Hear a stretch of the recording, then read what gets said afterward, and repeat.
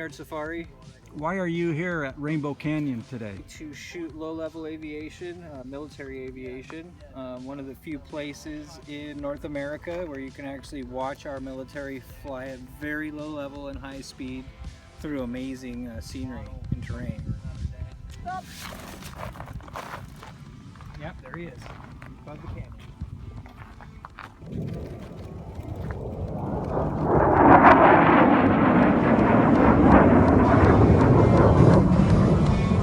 It's a Air Force F-16, probably from the Air National Guard, and he was probably just coming through on a training flight.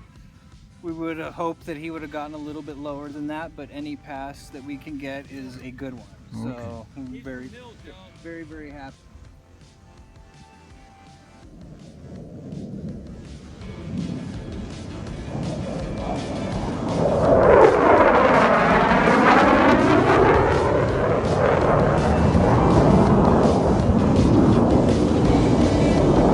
And why do you love to do this?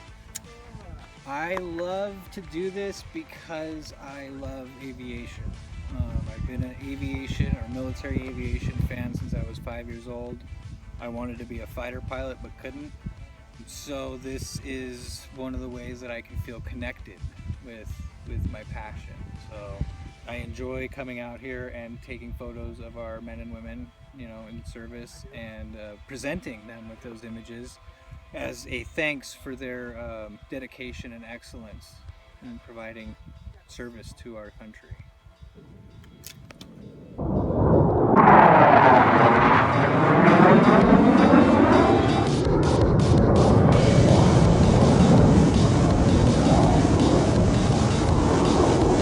You've been doing this how long, Joe? I've been doing aviation photography for about 3 years now. How long here at Rainbow Canyon in Death Valley? This is my second year coming out here to Rainbow Canyon. I came about 6 or 7 times last year and was just aching to get back out here this year.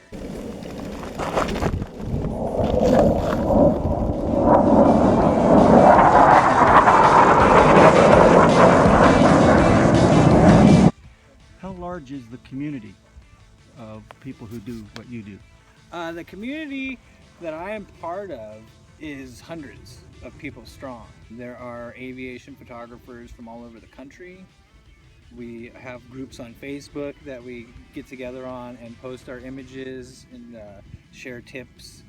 That's how I found out about this place, actually. The aviation photography community in Southern California is quite large. There's hundreds of photographers out here who do it for nothing but the love of aviation. Hello everyone, this is Thomas from Belgium. He is here with his friends Dominiek and Dirk. I discovered that they are expert photographers of fast-flying, low-flying aircraft. Can you tell me why is it you like to do this, Thomas? Well, I'm born in a small town in Belgium, and near my place we have a military base. And since I was a small kid, my father took me there to watch the planes. And from the air base to air shows, it went all the way up to more action kind of things like the low-level flying. So we go to Wales in particular, Switzerland, and now for the first time, Death Valley. This visit is your first time to Death Valley. This is the first, not my first time to Death Valley. I've been here a couple of years ago, but first time for the low-level flying, for sure. How has your experience been so far? It's awesome. It's really cool. Because? So we had a lot of movement, a lot of passes.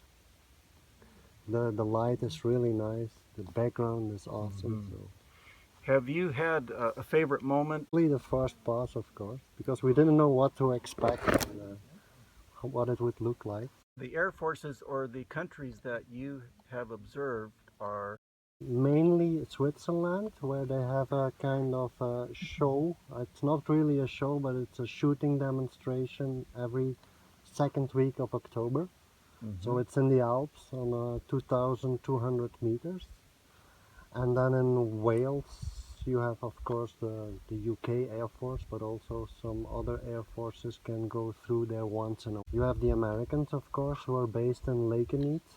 So they will come through, and then sometimes there is an exercise and you might see some some German planes or Swiss planes, or the Belgians have been through once there, but for the time you don't know in advance if something will show up. So I always say it's a bit like fishing. You can catch something, you can catch nothing. Do you have a favorite airplane? Of course, the Tomcat, who doesn't fly anymore, is maybe my all-time favorite kind of plane. And what planes have you seen here going down Rainbow Canyon, which is behind us here? On these few days we saw quite some F-16s, a lot of F-18s from the Navy, and then 2 F-15Cs, 1 Talon, that's a trainer plane, it was a bit high, and then the C-17 went in the back. For people who don't know, this is Rainbow Canyon behind us. Yes. It's quite colorful, and you like to capture these images at different times of day with different backgrounds and different lighting. Is that correct? Yes, of course, we prefer to have the light straight on the plane, of course. So in the end of the day it gets more tricky because the sun moves and it's a bit in front of you. So, but okay, then we move over there in the back later in the day because we follow the light as much as possible. Let's say. Why is it that these pilots like to fly this Rainbow Canyon? I don't think you have too many valleys like this where you can go in between the mountains. They call it the Jedi Transition for a reason. So. But I think for a pilot that must be really awesome to fly very close to the edges of the mountain.